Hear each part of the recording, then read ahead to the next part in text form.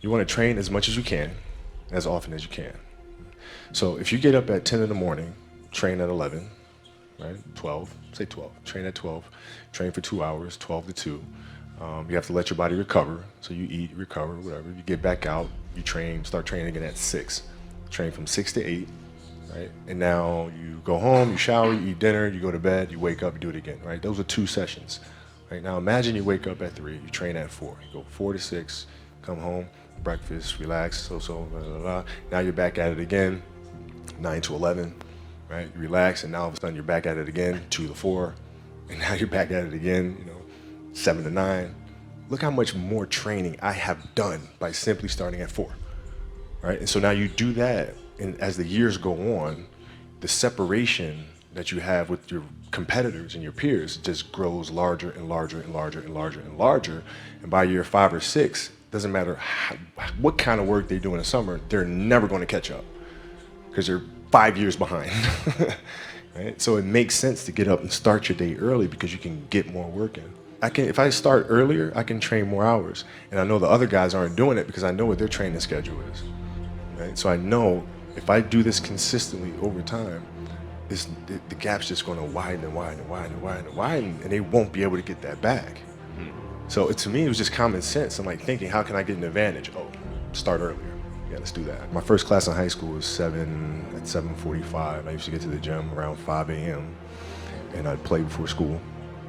And then school would start. Who's playing with you at 5 a.m.? My coach. So my coach would show up and we'd do all these basketball drills.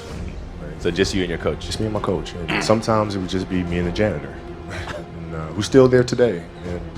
And then I play at lunchtime. That guy should get a medal.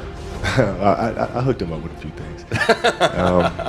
But I play during lunch and then practice after. And then go home, do my schoolwork, and then watch a bunch of game film and games on TV and study film. Was that the only thing you've been obsessed about, basketball?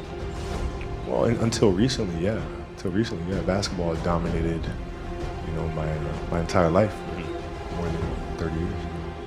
When I brought it up, like, is it genetic or you just learned it? I mean, how did that idea even come up? Because that's obviously a pillar of mamba mentality, the obsessiveness. This is just, like you said, I'm going to get up at 4, everybody's getting up at 6. If everybody's going to get up at 4, I'm going to get up at 2. Right? How do you develop that, or where do you learn that from? Well, I think it's just a matter of what's important to you. What's important to you for whatever reason. I felt like I didn't feel good about myself if I wasn't doing everything I could to be the best version of myself. If I felt like I left anything on the table, it would eat away at me. I wouldn't be able to look myself in the mirror. And so the reason why I can retire now and be completely comfortable about it because I know that I've done everything I could to be the best basketball player I could be. And so that's where it comes from. You can't leave any stone unturned.